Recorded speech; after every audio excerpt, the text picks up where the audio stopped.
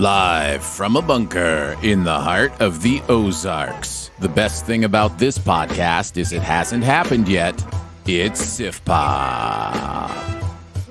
Welcome to Sif Pop Weekly, streaming live. Most Fridays are available to download later in your podcast feed, unless, of course, you're a patron.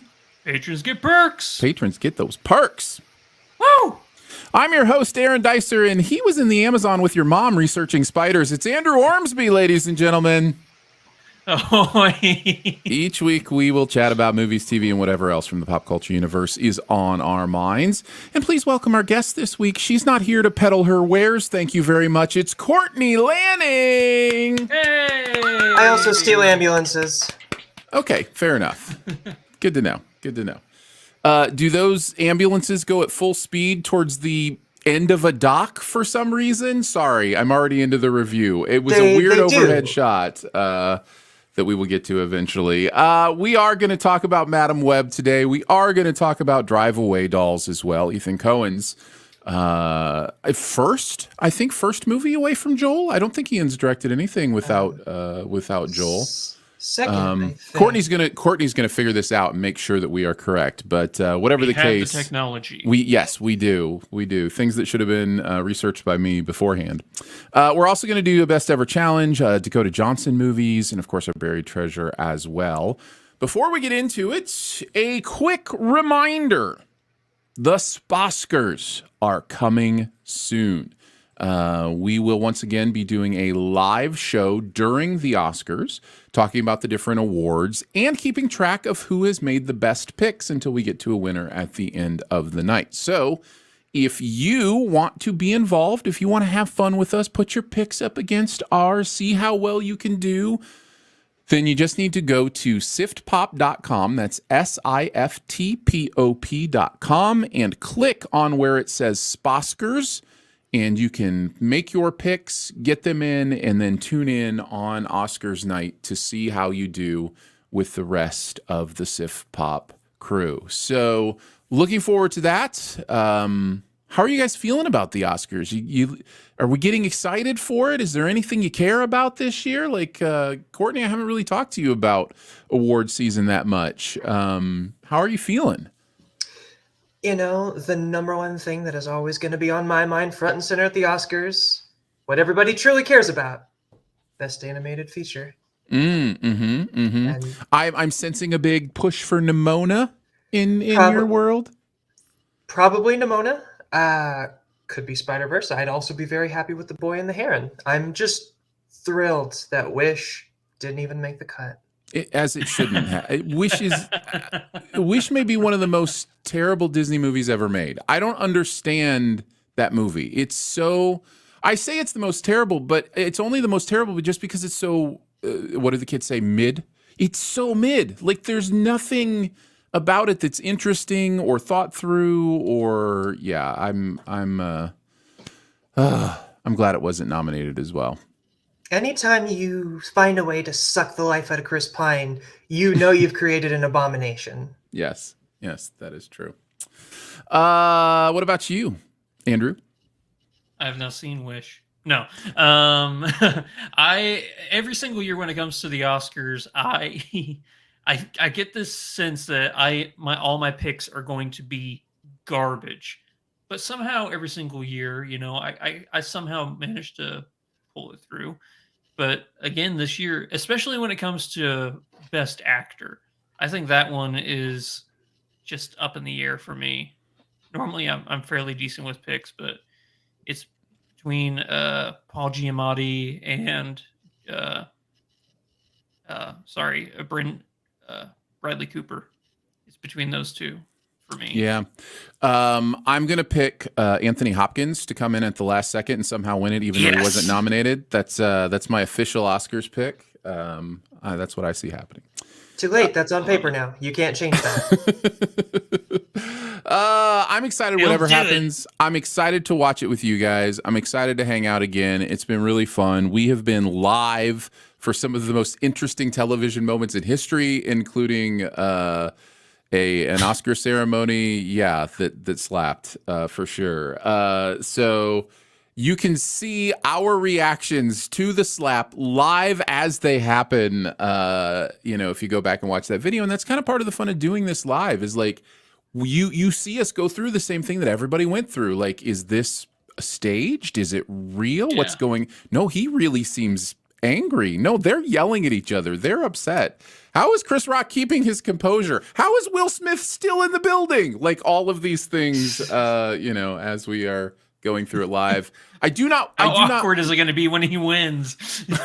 Yes. The answer, very awkward. That is so the answer. Awkward. You never know what's going to happen at the Oscars, but what you do know is we're going to be there watching it live with you. So come hang out with us and do that.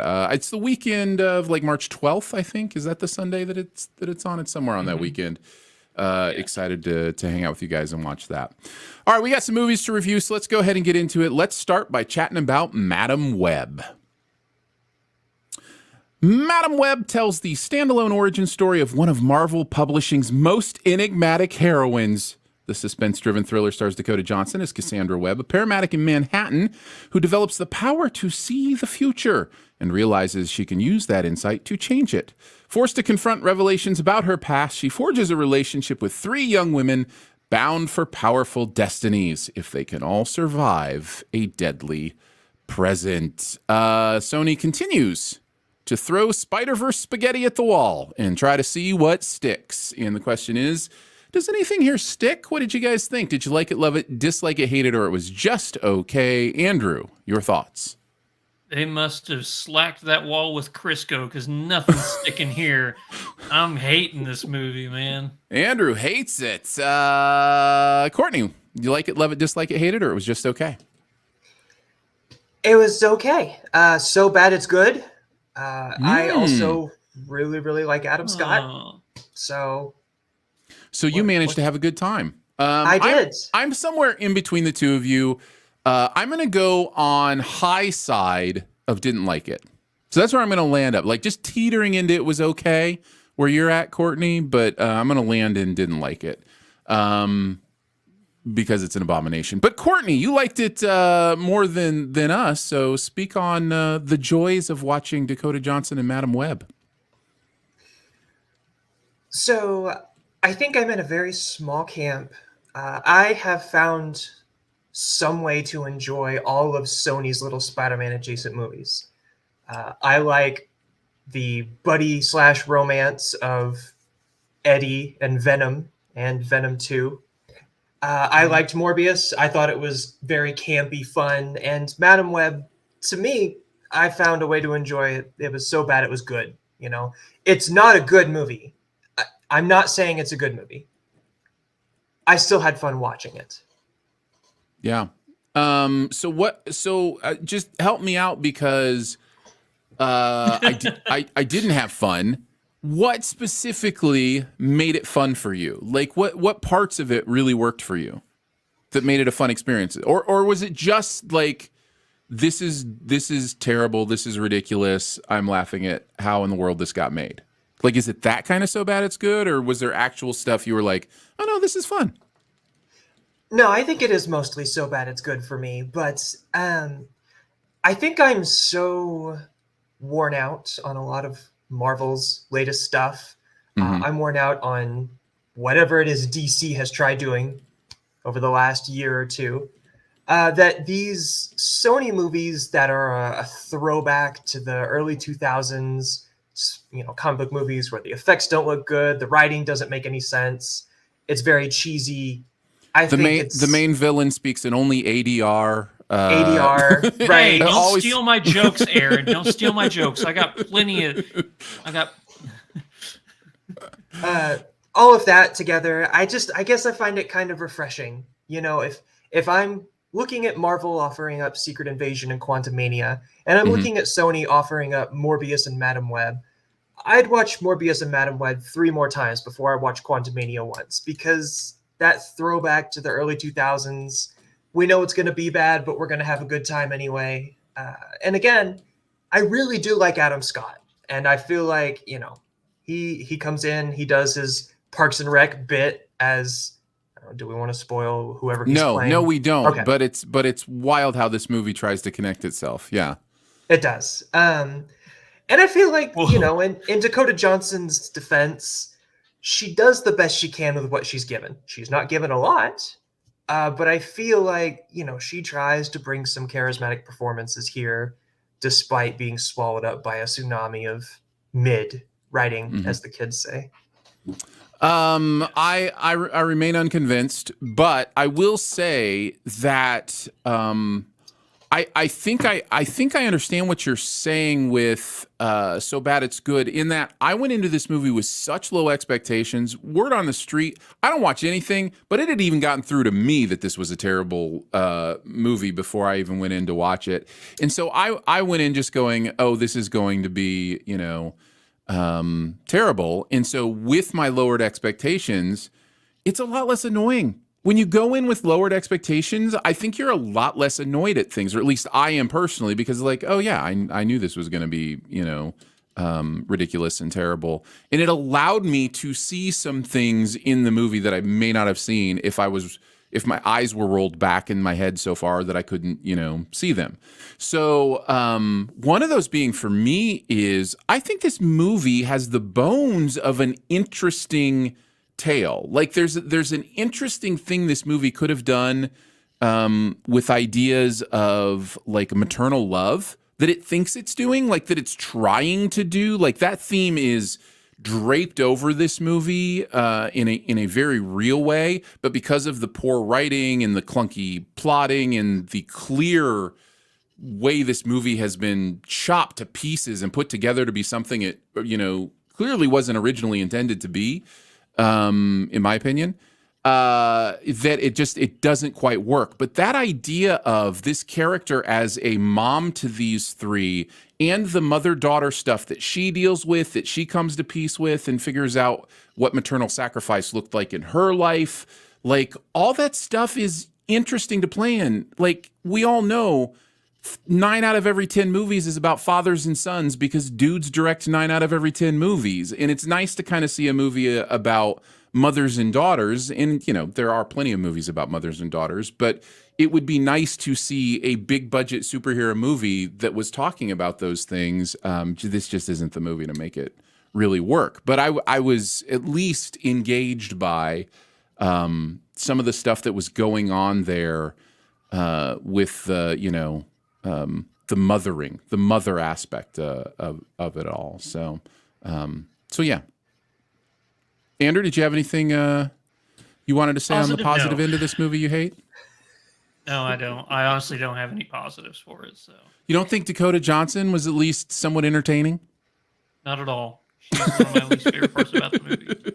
I know that was a joke, but honestly, you know what? I will say this: she was not the worst part of the movie for me. I think Tahar Rahim really disappointed me. Yeah, disappointed me. Talk about it. Like you mentioned, Tahar Rahim, he takes the cake in my utter disappointment with what I can only assume was a performance so bad they had to ADR almost all of his lines. I have no idea what.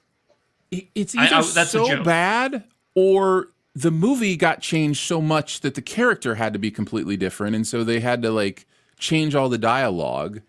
My understanding is that originally this was supposed to be in the 90s, and then they moved it to the early 2000s. By the way, both movies today, early 2000s girls road trips. Like this is like, theme day. It's Sif Pop.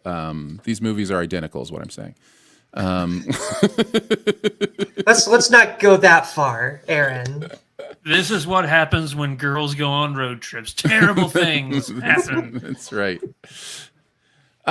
So yeah, I'll let you continue with other things about the main villain that we're off putting to you, but I feel like something had to change in the plot that changed every single thing about that character because it was terrible. It was like watching a bad dub at times. Like it was really bad. Yeah, it was. I'll tell really you. bad. Go ahead. No, I was done. I was just saying it's really bad. I think, and this is a very out there connection, but it's in the web. I think what sort of laid the groundwork for this movie and how corny it was going to be for me was Next with Nicolas Cage. Yeah. This movie, I mean, that movie already seems like a great value version of a movie. This seemed like a great value version of a great value version of a movie. But that ability to see a couple seconds into the future, tweak a couple things around.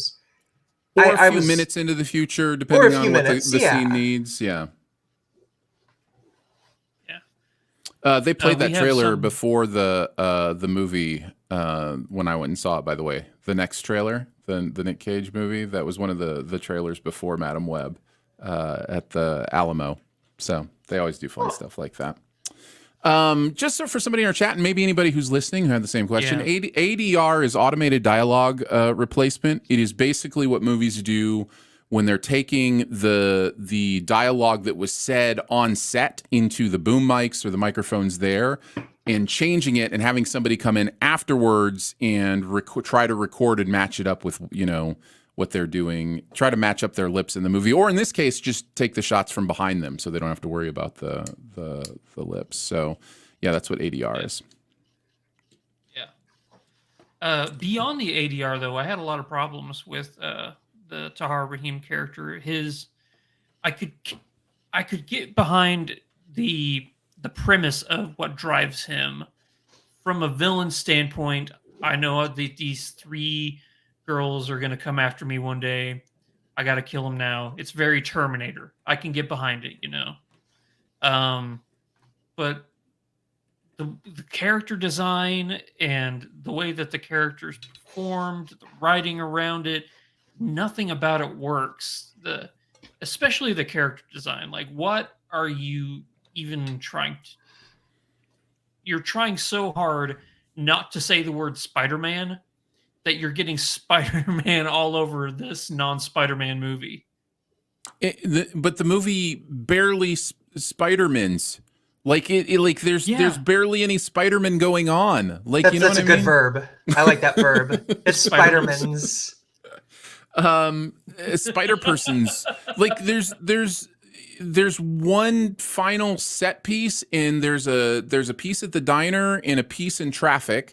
The piece in the diner and the piece in traffic, nothing really happens except for just a little, see the future ex machina kind of stuff. Like that's all that really happens. There's not a lot of action in this action superhero movie. So yeah, it's really interesting that it is supposed to be in the Spider-Man universe when there's just not a lot of Spider-Maning going on around. So yeah. Other thoughts? If you take the firework to the face, it'll paralyze you. Yes, that is what happens. I did get a kick out of the fact that they didn't even bother putting in an after credits clip.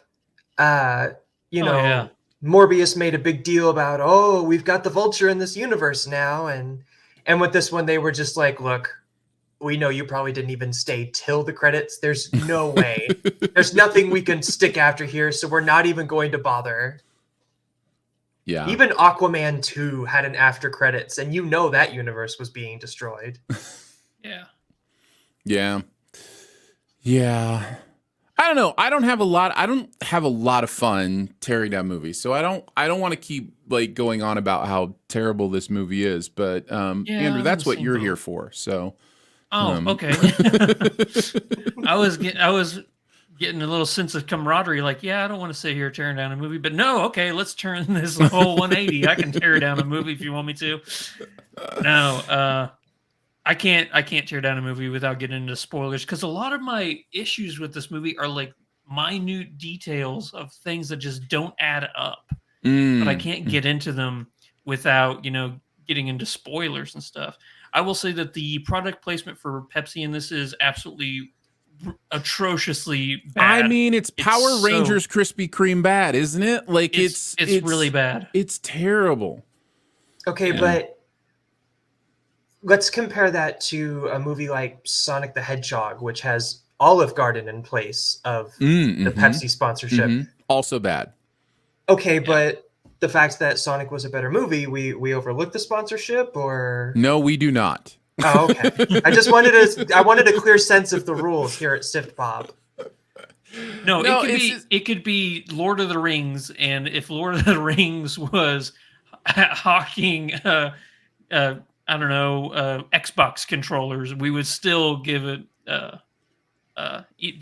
everything else look good about Lord of the Rings. That would be a different movie. If they had it would be a very different movie. I guess I figured with a brand like Sift Pop, you were going to give a little break to the pop in the sponsorship for this movie. No. And that didn't happen. No. The only break I would ever give to product placement is the self-aware, hold the Pizza Wayne's Hut World box and Pizza Hut up kind of thing. And honestly, after Wayne's World did it, I kind of don't even give grace for that anymore, because it's been done. And it's like, I get that joke. I've seen that joke before. I like that a little bit more than just this absolute shoehorning of brands that is, happening in a lot of movies. But then there's the other side of me that's like, yeah, but I kind of want to keep seeing movies. So make your money how you can make your money. Like,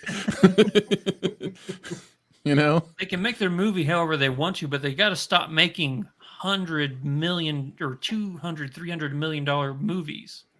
Yeah. You don't need that much money to make a movie. Then you don't have to rely on sponsorships like that anymore. Yeah. Do we listen? It's not happening. I mean, it would be a crazy world if it happened. But do we want anyway to see a sequel from this movie? Like, is there any way to save this concept in your guys' mind? Let me say this real quick. There's a lot of false marketing with this movie, because this movie markets. There's been a lot of false marketing with movies lately, and it's driving me insane. It really is. I would argue that the history of movies has been mostly false marketing. So yeah. But don't you see that it's getting out of hand? Like, I think of Argyle, or how they're not marketing movies properly, like with Mean Girls, The Color Purple. What was the other one that was a musical? Wonka. That they're just not marketing. Wonka? Thank you. Yeah, they're not marketing these movies properly. And in this one, they market the three young girls as already being superheroes. Like, that's what. Oh, really? Interesting. Yeah, it shows them in their outfits and stuff. So you think it's going to be this team up superhero film, but it's not. It's very much Terminator, and it's very bad Terminator. Yeah. Well, see, but you weren't going to win on the superhero aspect, because when the trailer came out and they did have these girls in their costumes, the number one thing I kept seeing in online discourse is, great, they found a way to make the CW shows look good. So even if they had put these characters in here in these costumes, even if they had given them some superpowered fights, you were going to have people complaining about the fact that they looked terrible, that the costumes weren't right, et cetera, et cetera. So whether you put the costumes in there, whether you leave them out, I don't think there's a winning path to go down when it comes to that particular element of the movie. I know a winning path. Make a great costume. That's a winning path. Like, it doesn't have to be like lowest common denominator kind of superhero stuff. Like, you can actually, design cool stuff. But I think the point that Andrew is making, if I may hijack it a little bit, is one that I would also agree with is that there is something interesting about this female superhero team that the marketing promises. I didn't know the marketing promised it, but even in just watching the movie, there's something interesting there that the movie is just not interested in. This movie is just not interested in them as a superhero team. It's interested in them as surrogate daughters for Dakota Johnson. And, that's, I don't know. I don't find that as interesting, at least in the way it was delivered through this movie. But a sequel, I don't know. Again, I think there's something interesting here. Although what we're presented with of who Madam Web is at the end is so different than anything we've seen up until like 5 seconds before the end that, like I'm just going, is that from the sequel? Like, what are we watching here? Like it kind of made no sense to me what they showed at the end. Like I couldn't figure it out. You're not alone. Do I want a sequel to everything we've talked about? No. Do I want a sequel to the last 5 seconds? I might be open to that. Yeah, that's what I'm saying. Yes, exactly. Yeah.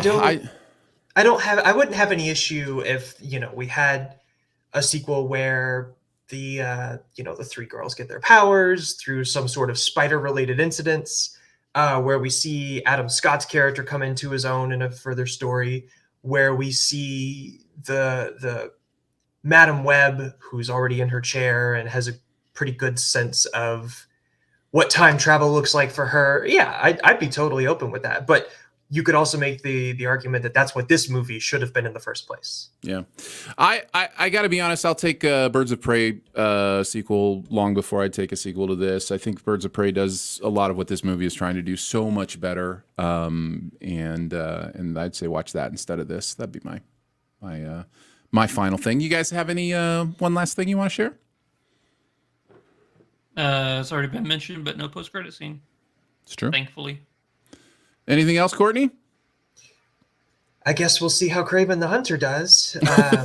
I feel like when it comes to these Sony Spider-Man adjacent movies, you can basically put them in 2 camps. People seem to like Venom 1 and 2 for the most part, for what they are. People didn't seem to enjoy Morbius or Madam Web, so you're split right down the middle. We'll see where Kraven lands. All right. There you go. That is Madam Web. I don't think you need to check it out, but maybe just to have a good laugh. Maybe Courtney's right. Maybe there's something about just going and being a part of it, and you'll enjoy it, even though you know it's ridiculous. So it's also like whenever you're driving by a car wreck, you can't help but watch. It's one of those things. So maybe you want to self-masochist, and you just want to torture yourself for an hour and a half. If I'm driving by a car wreck, I'm trying not to be involved in the wreck. Now, if I'm driving by the results of a car wreck, then yeah, I may rubberneck a little bit, but that's a little semantic distinction. But yeah, I mean, fair enough. You could basically say this is going to be on Netflix here because I'm pretty sure Sony has a distribution deal with Netflix. This will be on Netflix in 60, 90 days. If you really want to watch it, that's 90 the place minutes. To do it. Yeah. Yes, exactly. All right, let's move on to our next review. Let's talk a little bit about Drive Away Dolls. Written by Ethan Coen and Trisha Cook, this comedy caper follows Jamie, an uninhibited free spirit, bemoaning yet another breakup with a girlfriend, and her demure friend Marion, who desperately needs to loosen up. Well, that's one way to put it. In search of a fresh start, the two embark on an impromptu road trip to Tallahassee, but things quickly go awry when they cross paths with a group of inept criminals along the way. As mentioned, Ethan Coen is directing this. It is not a Coen Brothers movie. It is just Ethan, written by Ethan and Trisha. What did you guys think of Drive Away Dolls? Did you like it, love it, dislike it, hate it, or it was just okay? Courtney, kick us off. Well, to revisit the earlier conversation, I looked it up. Apparently, Ethan did have a movie in 2022. It was a documentary called Jerry Lee Lewis, Trouble in Mind. So first narrative solo. Yes. Directing, yes. Okay, all right, that makes sense. As for the movie itself, I'm not going to say this was so bad it's good. It was just good to me. I had a great time with this movie. But I also think that a lot of the mileage you get out of this movie will depend on whether or not you are a lesbian like the main two characters. I think that's going to factor into it, at least a little bit. I loved this movie. I laughed a lot. I enjoyed the fact that this movie was not scared to come in with an under 90-minute runtime in a world where too many movies blow up to 2.5, 3 hours when they don't need to. I respected that this one wheeled in, said what it needed to say, and darted out at what I want to say an hour and 24 minutes, thereabouts. So I'm going to say that's a loved it. Is that Yes, that's loved a it. loved it. Very much. All right. Andrew, what about you? Like it, love it, dislike it, hate it, or it was just okay? I said I liked it. High side of liked it. Well, I'm going to be the lowest on this, I think. I think this movie, I'm on the high side of just okay. I will talk about reasons why later, but for now, let's talk about why this movie is so good. Courtney, you liked it the most, so talk a little bit more about the things that you really liked in Drive-Away Dolls. I'm not going to harp too much on the identity stuff because obviously we get a lot of that in the real world. I will just say we don't get a lot of lesbian movies, 1 or 2 a year maybe. So you got to take what you can get. And I feel like this one kind of knocked it out of the park for me. I liked the quirky characters. I liked that you had your typical Coen fingerprints through it with a lot of really wacky people and hijink situations. I felt like our main characters here between Jamie and Marion had a lot of chemistry with each other. I like the way that their romance slowly unfolded as they came together for a surprisingly tender love story. And this is probably the most out of left field thing, but to me, being a native Arkansan, I kind of saw some Charles Portis elements in the story here. If you've read any stuff like Norwood or Dog of the South, any of his more screwball comedies, this kind of feels like a rated R version of one of those. And I just felt like that really added to the oddballness of this really quirky, hippie-ish kind of time capsule movie. Yeah. I will say, Courtney, we're not afraid to talk about the identity stuff here at SIFPOP. And I think it's a big part of the importance of a movie like this is the identity stuff and the ability for so many different segments of, our population, our community, to be able to see themselves on screen more. And one of the things I loved about this, and I'll go ahead and take over, the primary thing I really loved about this movie was its sexual frankness. And when I say that, what I mean is Hollywood has sold this idea of sexuality for so long that it's only this certain type of thing. And I don't just mean, heterosexuality versus homosexuality, those kind of things. I mean that it's people who look this way, that's what's sexy, that it's moving this way that is sexy, that it's this kind of candle lighting and this kind of music, and this is what sex is. And this movie is sexually frank in a way that goes, sex is also kind of ridiculous. It's kind of silly. And this movie is frank enough and explicit enough for us to be able to, I think, understand that in a way that very few movies do. Now, the perspective it's coming from, I think, is a big part of that as well. But I think there needs to be not only more perspectives shown in cinema, but also a wider view of just what being human is about. And so I think this movie does that really, really well. It's probably my favorite part about the movie. Andrew, what are some of the things you liked about Drive-Away Dolls? I think that Margaret and Geraldine are sensational together. The odd couple friendship works. Anything beyond the friendship I kind of struggle with, I will admit, just because I didn't think that there was a natural progression to the romance part You mean of that beyond? relationship. You mean anything beyond their friendship together? So their romantic interest you struggled with? Yeah, a little bit. Okay, Yeah, okay. the I was just movie being starts off clear. with okay, yeah. The movie starts off with them being friends, and I guess maybe it was just too quick or too rash for especially the Geraldine's character to loosen up enough, I guess you could say, to let her freak flag fly, I guess is what you could call it. I don't know. I But, never feel like that character. I mean, I'm trying not to get too much into spoilers, but I don't feel like Yeah, the me too. personality of that character changes. I feel like they just find an openness to their existing self. I don't think they, like you say, let your freak flag fly. I don't think the character ever really does that. I don't think that's them. And I think the movie is making a point in some ways about, again, the difference between, and how people interact and have relationships. I think most of the character evolution comes from Jamie rather than it does Marion, because you start off this movie on this road trip where Jamie is clearly just out to get Marion laid. You know, she just wants her to. She admits, haven't had sex in 3 years. Jamie goes, great, we're gonna hit some bars. We're gonna find you someone to be with. One night stand. Boom, boom, boom. And I feel like Jamie comes to slowly realize over the course of this road trip that Marion's just not a one night stand kind of person. So if she's going to be with somebody, it needs to be with someone she trusts. It needs to be someone that she's careful and considerate with, and someone who's going to really take care of her. And Jamie realizes there's really only one person in the world that's going to be. It's going to be me.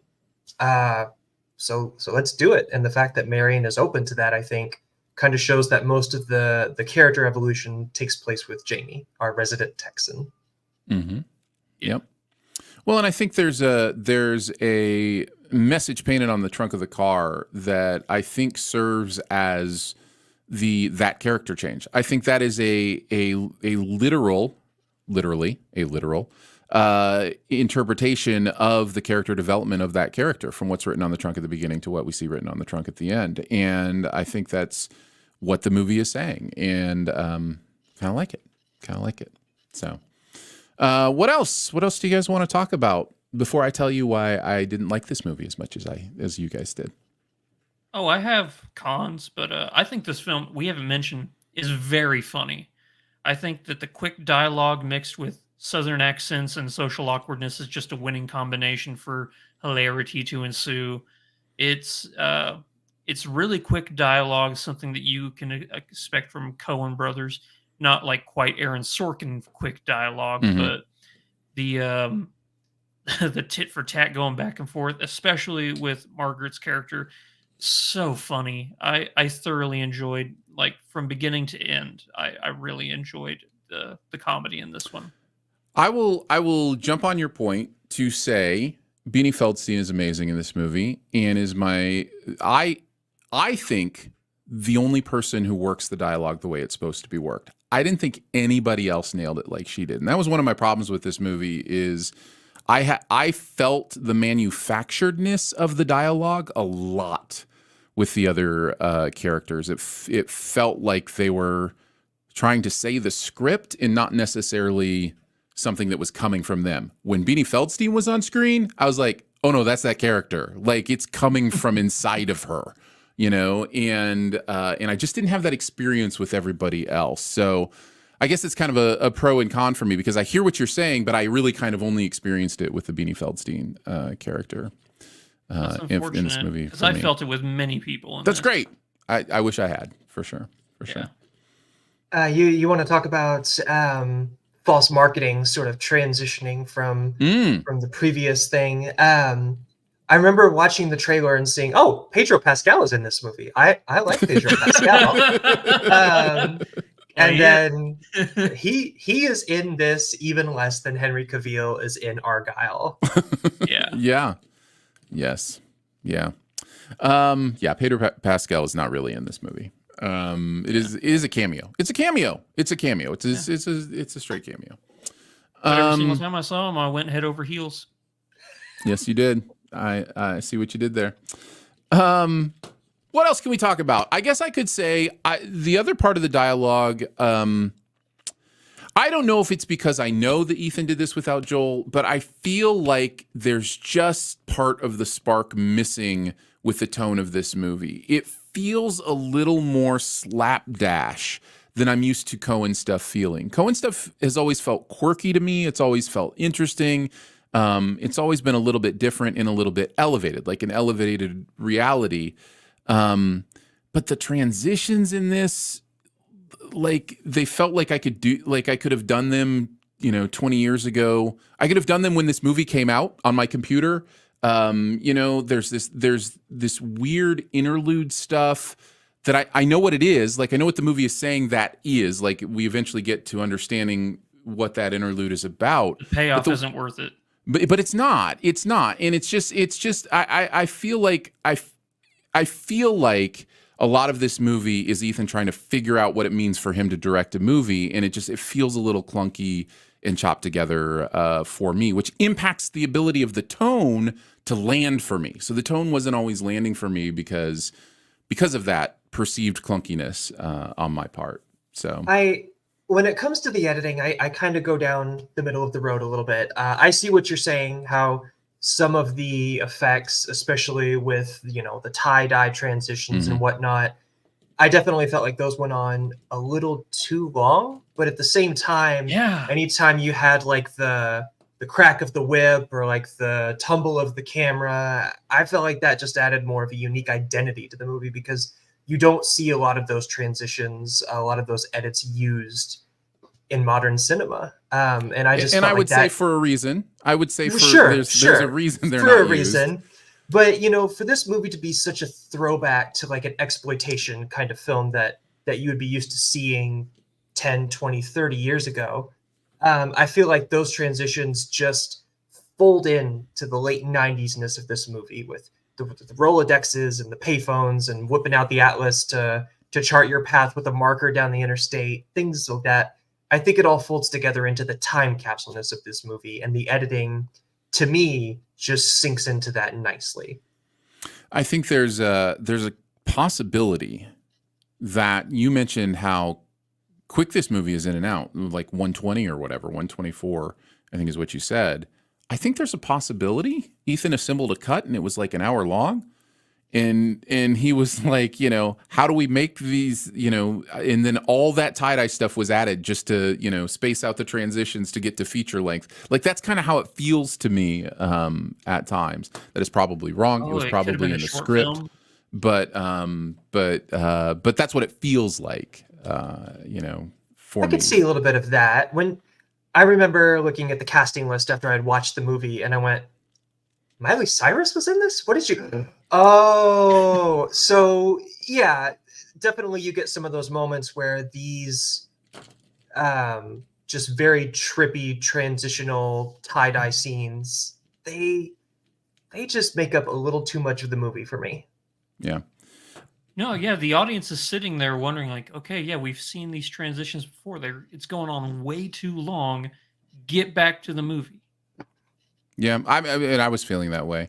I can tell you there were members of the audience that I saw this with that were feeling a certain way because they left. There were 3 walkouts on this movie. I haven't experienced that in a long time. Of course, we live in the buckle of the Bible Belt, and I don't think it was the homosexuality. I think it was the explicit sexuality. I think, this movie starts off literally with a bang. Like, this is a movie that is going to let you know right away, what kind of movie it is. And I think for those people that are like, yeah, I didn't sign up for this. And so they left. Yeah. The Coens aren't known for doing raunchy comedies. So no. And I wonder if that's maybe more of Ethan's personality. Maybe that was something he wanted to get more into the rated R aspect of things. What were you going to say, Courtney? Well, I don't know exactly where you would cut the credit for the film right down to the percentage points, but one thing I think we have to keep in mind with this movie is Ethan definitely directed the movie, but he co-wrote it with his wife, Trisha Cook, who also edited, and she injected a lot of the lesbian identity into this movie. So when you're seeing all of the things that I loved, the commentary on lesbian hookup culture, the commentary on what it's like to be gay in America before the Supreme Court had said, yeah, you guys can go ahead and get married. What gay bars were like. I was blown away by the fact that this movie's set in 99 or just a couple years after that. 91. And was it 91? No. They were talking about Y2K. It was right. It was 99. It was late 90s. the end of the Clinton years is what they were talking Right. about. They So were I don't think gearing up Bush for had been their Al Gore elected yet, campaign. but yeah. But every little podunk town they hit somehow had a lesbian bar. And you fast forward to today, and there are maybe 5 or 6 lesbian bars left in the entire United States, which again gets back to Trisha Cook sort of injecting her experience as a gay woman into this movie. And so a lot of this, does this feel like Ethan Coen? Is this Ethan Coen directing by himself? It's kind of hard to figure out what's him, what's his wife, how did it come together, and how exactly does it make this little bit of an uneven tone that we've been talking about? Yeah, I haven't done a lot of research on their relationship either, but they have a very non-traditional relationship. The two of them is married. I think they've been married over 30 years, and it's something I think that is interesting to look at, and in its regards to how it impacts like this movie. I think you're right. I think Trisha probably has a lot to say here that Ethan is putting on the screen for her in many ways. So yeah, it's I definitely hear what you're saying and agree. Any other? Go ahead. Sorry, just one more point real quick. Yeah. When I got home and I was sort of talking to my wife about the movie, I was like, yeah, it had this and this, and then these commentary was really interesting. This movie wouldn't have gotten made without Ethan Coen's name on it, which is kind of a commentary on the state of Hollywood. You talk about not a lot of movies made from the perspective of not just mother-daughter elements, but superhero mother-daughter elements. The fact that Ethan Coen was the name on this, and the fact that this movie wouldn't have gotten made without his name on it, I think kind of speaks to the current state of where we are with getting movies like this made in the first place. And I guess that it's good that this movie got made to me, but it's also a little frustrating that you're not going to see Hollywood making experimental movies like this without these guaranteed. I don't think you're gonna see Hollywood making experimental movies at all, which is unfortunate. Like I just think they're really gonna buckle down and do what they think can make them the most money. But then again, something will break out, and it's just like, how did that make $500 million? And so, we'll see. The landscape is changing so much. It's going to be really interesting to see what movies get made over the next few years as we kind of figure out what the new normal is. Any final thoughts? One last thing about Driveway Dolls. No post-credit scene. I will say, and this is a very fringe connection, my favorite movie of all time, and you know this if you follow me on Twitter, is Twister. I love Twister. Been to the Twister Museum. And Joey Slotnick was in this movie, and I didn't realize it was him and that he played one of the storm chasers for Bill and Joe until I went again and looked at the cast list, and I went, hang on a minute, that was the guy from Twister. You look so much like Paul Giamatti, it's not even funny. Are we talking about Curly? I mean, I don't know him well enough to call him that, but no, he's one of the thugs. Mr. Sensitivity guy. Yeah. There you go. All right, so that's our review of Twisters, which we got an early screening of, and we're able to see. No, it is not that. It is Drive-Away Dolls. So yeah, you can check that out at your local theater. We had various opinions on it, but I think we all thought that we're glad it got made and is worth a watch. So Drive-Away Dolls is the name of the movie. All right, before we head on to the best ever challenge today, reminder that you can support what goes on here at SIFTPOP at Patreon, patreon.com/SIFTPOP. Thank you so much for doing that. We appreciate that. We record a little show every time we can to give to our members, so they have a little bit bonus content. Again, you can check that out, everything about it at Patreon. Patreon.com/SIFTPOP is where you would go to do that. And thank you. Really appreciate it. Keeps us going, keeps the website going. All right, let's get into this best ever challenge. Best ever Dakota Johnson movies. She's been in some good movies despite Madam Web. So not a ton of movies, so I imagine there'll be a lot of crossover here. And if there is crossover, of course,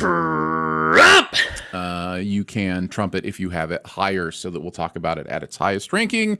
We'll go number 5 to number 1, and Andrew's going to kick us off. What is your number 5 Dakota Johnson movie that Dakota Johnson has been in?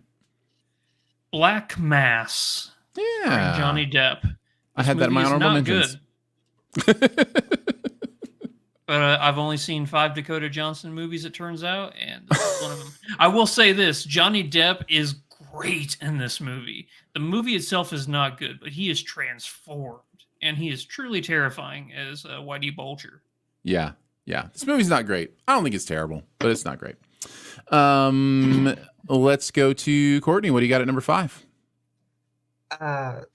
I, too, have only seen 5 Dakota Johnson movies. Oh, fun times. You will be surprised to see that my number 5 was Madam Web. Oh. What'd you think? Shocker, I had a bit of fun with this movie. It wasn't good, but again, I felt like she did the best she could. And that's saying something when you got a movie like Madam Web. There you go. I'm sorry. I will describe some things for those just listening to the audio, but the Madam Web poster is up. And as Andrew mentioned, all the girls have their superhero counterparts in the poster, right? Like in the little mirror shards in the poster.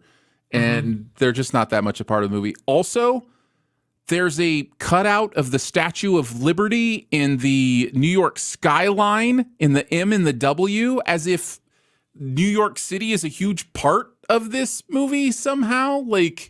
I'm sorry. It was just noticing. Get him, Aaron. Get him. Some weird stuff there. Anyways, Courtney's number 5 is Madam Web. My number 5, I don't remember Dakota Johnson being in, but Letterboxd told me she was, so I'm counting it. I'm going with 21 Jump Street at number 5. Trump. All right, on to our number 4s. Andrew, what do you got at number 4? This is where I have the Peanut Butter Falcon. Trump. Courtney, what do you got at number 4? I have 21 Jump Street. Trump. All right. My number 4 is The Lost Daughter. I think this movie is great. This movie just came and went. It's Olivia Colman. It's about a seaside vacation that goes terribly, terribly awry in a variety of ways. I think the human elements to this are really interesting. And Dakota Johnson is great in this movie. I love her character in this movie. I think this one is really well directed, really well acted. And if you didn't get a chance to see it when it came out, let me just give it a shout out. The Lost Daughter is good. It is my number 4. All right, so I think that moves us on to number 3s. Is that correct? Andrew, what is your number 3 Dakota Johnson film? This is where I have 21 Jump Street. All right, let's talk about it. 3, 4, and 5. We have it down the line. I have no idea where Dakota Johnson is in this movie. No idea. Not a clue. I remember Brie Larson, I remember Jonah Hill, and I remember Channing Tatum. I'm pretty sure she kisses Channing Tatum. Really? Wow. I'm gonna have I just don't remember it. When I saw this movie, I don't think I was like Dakota Johnson aware, probably. So, that may be it. Yeah. But I will say this movie is absolutely hilarious. I think that it's just perfect chemistry between Jonah Hill and Channing Tatum. I had no expectations for this movie when it was coming out. I'm like, what? They're remaking the Johnny Depp TV show? Okay, sure. And it blew me away. Absolutely hilarious. Really good movie. Yeah, we all lament the sequels that never got made after 22. Would have loved to have seen them all. All 59 of them. I had this movie at number 5. I think it's hilarious. Courtney, you had it at number 4. You have any further thoughts?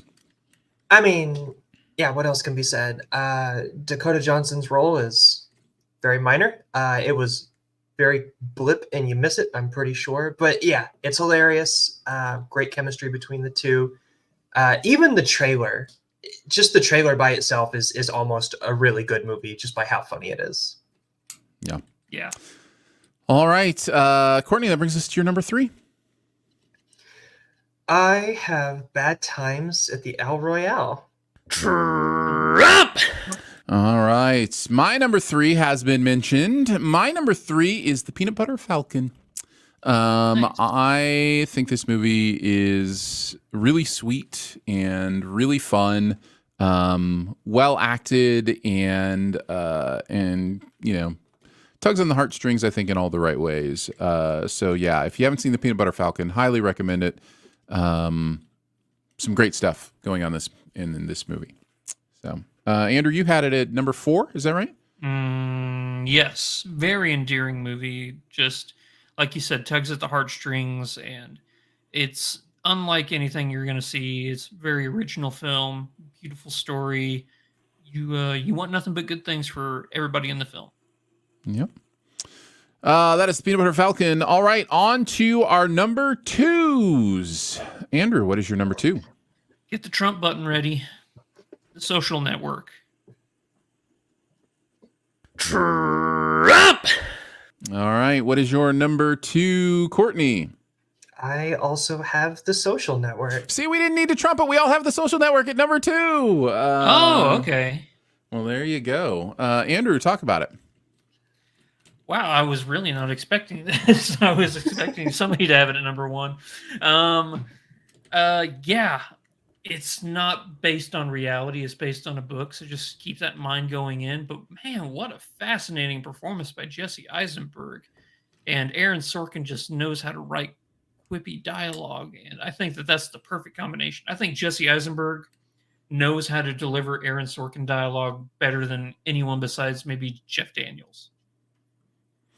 I think Eisenberg is great in this, but I think Garfield and Timberlake make this movie in many ways. Their characters, I just think, I think of the Eisenberg character as almost the the middle of those two characters in a tug of war, and it's a really interesting dynamic and done really, really well. So yeah, love The Social Network. Courtney, some thoughts? I think that I definitely remember, like you said, Timberlake's performance as a real standout here, and it's through his role that you get to Dakota Johnson's small little role here. I think that the scene that they share together is funny. I think that they have a good chemistry for that little scene, the little bit there together. I also, and this is a conspiracy theory, I think that The Social Network is a prequel to Now You See Me. I think you're wrong. I think after Jesse Eisenberg kind of lost it with, going crazy with power over inventing Facebook, I think he turned to magic and decided he wanted to go steal a lot of stuff. And so it's all a prequel to Lex Luthor, I think. Yeah. So it all ends up there. There you go. That is The Social Network, which means we had it all at number 2. So we're on to our number 1s. Andrew, kick off your number 1 with Bad Times at the El Royale. Me Too. It's crazy because I came here before the show expecting to have to defend why this movie was going to be my number 1. And now I'm flabbergasted and I have no really reason to talk about the movie. But no, I think that if you were to put Social Network and Bad Times in front of me right now, I think I would rather watch Bad Times at the El Royale. I think that the tension, the mystery of it all is very fascinating. And I love the dichotomy between it's California and Nevada, thank you. So you have this, the whole movie is based around making choices, one choice or another. And it's just such a great dynamic you have. And then all the performances are really good as well.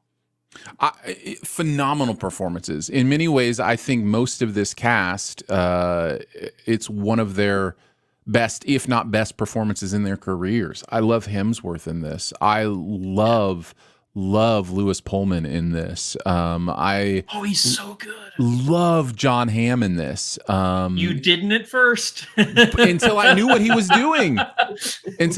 was doing. So by the end of the movie, I'm like, oh, that's genius. So yeah, and beyond that, I think it's one of the most intelligently structured and themed movies I've ever seen. The way this movie plays with choices and dichotomies and the line down the middle and which side are you on, what is good, what is bad, what is white, what is black, what is, immoral, what is moral, how does a coin flip land, all of that stuff is so intricately woven into a story that just works. It's tense, it's interesting, the structure works. This is one of my favorite movies of all time. I just think Bad Times is great. So yeah, I especially love Jeff Bridges as the the priest. Oh wait, maybe not. This is also, I want to say, the most Quentin Tarantino non-Tarantino movie I have ever seen in my life. It's so up there. I had to keep looking at it going, this isn't a Tarantino movie? Are you sure? Until Once Upon a Time in Hollywood, though, Tarantino can't make this movie. There's too much heart in this movie. Tarantino didn't know how to, in my opinion, put this kind of heart in a film. He knew how to do the needle drops and the, crafting the tension and those kind of stuff. But this movie has heart that I don't think a Tarantino movie had until Once Upon a Time. So yeah. And a lot of that heart comes from Cynthia Erivo. I don't know how to say her last name. Sorry. I think it's Erivo, but Erivo. Yeah. A lot of the heart comes from her, and the scene where Dakota Johnson is behind the two-way mirror holding the shotgun, and she's just singing and smacking her foot on the ground and clapping. That's how you do tension, right there, ladies and gentlemen. That's how you do tension right there. And this movie is so good at its reveals. Everything it reveals at the perfect time for the audience. I want to see Drew Goddard do more of this stuff. I really do. I think he's really smart and crafts some really interesting stories. So, when you talk about, like, most of the time when you ask somebody, what was your favorite part of the movie, or what do you remember the most people aren't going to say the editing. This is a very sharply edited movie. This is, you walk out of it and you go, man, that was put together really well. Yeah. Was it your number one too, Courtney? No, my number one was Cha Cha Real Smooth. Yeah, it's a good one. I have a very soft spot for Apple TV Plus's dramas. I loved Coda. I was thrilled when that won the Oscar for Best Animated Picture. I love Cha Cha Real Smooth.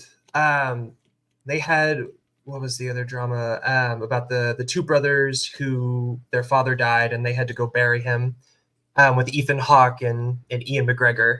It's not coming to my mind, but that's another Apple TV Plus drama film. And I felt like Dakota Johnson was great in this. You talk about heart. I mean, the amount of heart that she displays as not just a mother in here, but a mother who's raising a daughter who has special needs and trying to figure out what her marriage looks like going forward, trying to navigate the complicated feelings she has for this newcomer whose job is dancing at bar mitzvahs and getting the party started. Everything that could go right with this movie went right for me. And Dakota Johnson is a very, very big part of that. I love her whole emotional appeal in this movie. It was definitely in my honorable mentions. I like Cha Cha. I think it's a really fun, interesting movie. Good perspective, and I really enjoyed watching it. So yeah, that is Cha Cha Real Smooth at number one. You guys said you'd only seen 5 Dakota. None of you saw any of the 50 Shades movies? Nope. Just a little too hetero for my tastes. Fair enough. There you go. There's the best ever Dakota Johnson films. All right, let's finish up with some buried treasure, guys. What's that one thing in any area of pop culture that you want to make sure people know about it? Courtney, you're our guest, so you will finish us off. I'm going to go ahead and go first. I'm just going to take the big one. Sorry if I'm Aaron? stealing it from you, Andrew, but I don't actually remember your relationship to this property. But I have to talk about The Last Airbender on Netflix, which came out yesterday, I think, and I've already watched all 8 episodes because I just love this material. Yeah, I binged 4 or 5 last night, and then I binged the other, 3 or 4 today. I have lots of thoughts on this, but I will say overall, I'm glad it exists. It's interesting to me to see the story told compressed like this from 20 episodes to 8, although those 20 episodes were much shorter episodes. But they all had to have kind of conclusions to them. And so you're missing a lot of kind of the adventures of the week kind of stuff and really going more for the overall world building and adventuring they're doing. It changes a couple of the world building dynamics, but not a ton. And that's why I'm kind of mixed feelings on this, because as much as I love seeing these characters who, by the way, not like it was a tough limbo bar to get under or over, but the characters here match the characters so much better than the M. Night adaptation. Sokka in this is finally like funny and gregarious and a dork and like he has to find his cool, which is what one of the things I loved about the character. Aang, and yes, it's Aang. Not Ong, as apparently it was in the M. Night movie. That You keep referencing a movie. I don't know what movie you're talking about, no, Aaron. you're right. It doesn't exist. That was a fever dream I had one time. But he's a kid here, and he's having fun, and it just feels like the Aang from the cartoon series. Everybody seems to work. Right down to Aang's childhood friend Boomy. It just every character they bring on screen feels like a perfect live representation of those characters. My double mind is there's always that part of me that's like, but did I need to see the same story again? And I guess like at the end of the day, yeah, when it's this property, I'll see it told as many times as you want. Like I really like this world. I think the structure of these characters and what they go through, and we're dealing, of course, a lot with Zuko's transition from evil to compassion. A lot of that happens in season 1 and is one of the primary things we're going through here. The Uncle Iroh stuff is really beautiful here. There's references that are fun and interesting. We get Secret Tunnel. We get the song Secret Tunnel. We get little wafts of Leaves on the Ground when Uncle Iroh is talking to Zuko about different meaningful things, and you kind of hear his song that if you've watched the animated series, you're probably already crying because it's just that beautiful and that wonderful. And so to have it in the score when those conversations are happening was a really smart manipulation that they do. So yeah, I had a really, really fun time watching it. And then on the occasional moment of, yeah, but it's just the same. I'm not learning anything new. And so I'm kind of like, okay, excited to see if we do all 3 seasons. And I hope we do. And then I'm excited to see, like, do we do Korra? Do we do between, this and Korra? Like, do we go out into the world a little bit more and find some new things? So yeah, and I haven't even touched on how the creators walked out of the project and kind of what they were upset about, mostly because none of that is set in stone. It's just kind of rumors of, where the differences were. But I think it turned out okay. I really think it turned out okay. What are you two's relationship to the material, and are you planning on watching this / have you watched any of it? I was gonna watch, but then the Fire Nation attacked.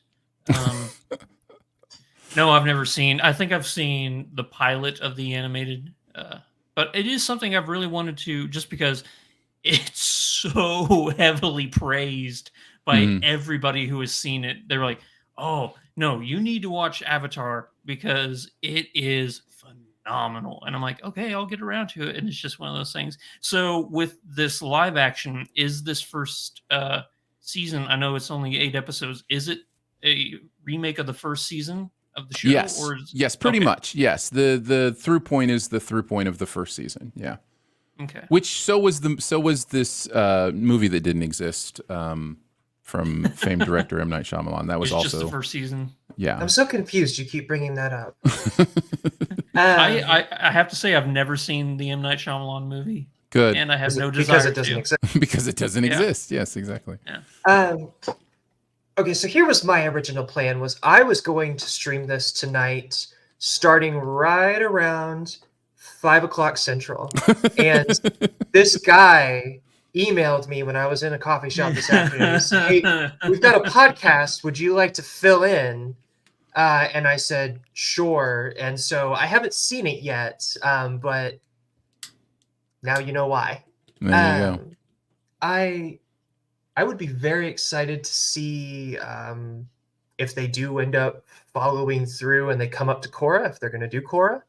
Now that the announcement has come out that they are making new animated movies set with the original characters, but in their 20s and 30s, it'll be interesting to see if this live action follows those or if they follow the graphic novels like The Promise. It just there's so many directions they could go through with this, and this is such a vibrant property. This is such a vibrant property that it seems like everybody walked away from this project, got to do something they wanted to do. Netflix got to keep its live action Avatar project intact, and people seem to like it okay.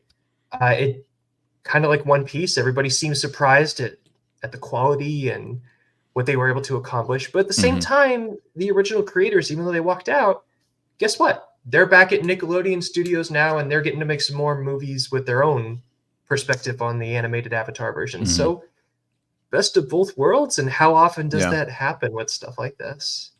Yeah. It'll be interesting to continue to see. Andrew, what is your buried treasure?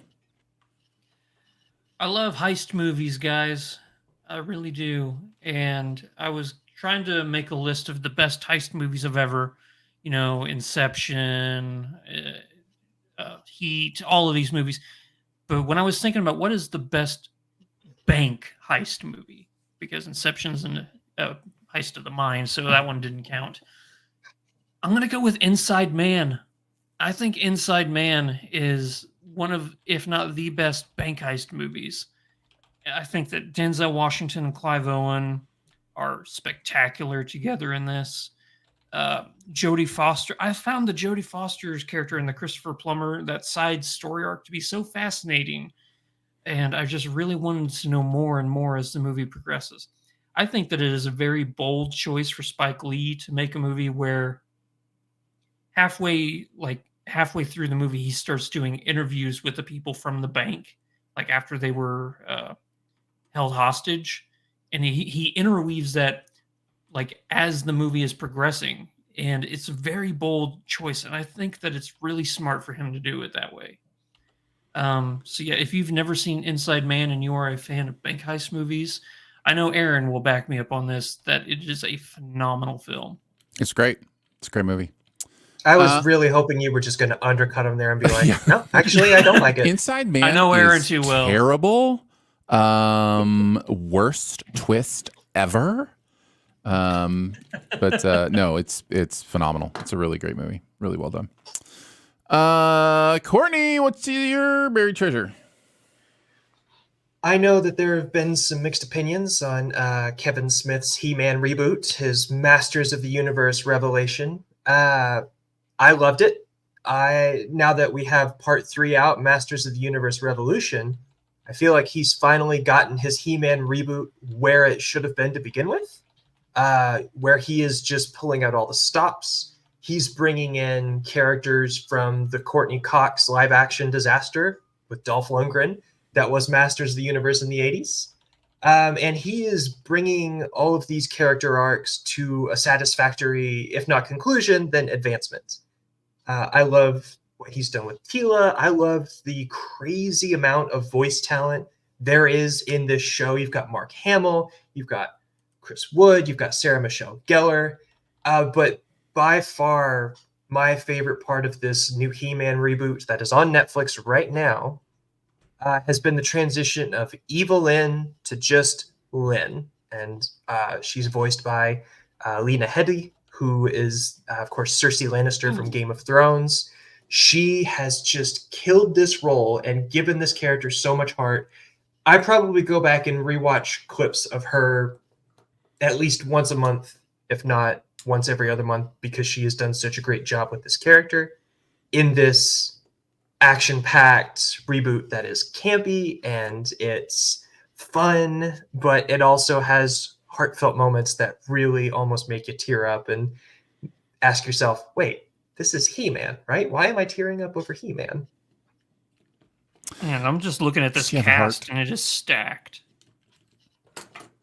Kevin Smith knew what he was doing. He still does. I hope he gets a part 4 and continues to know what he is doing.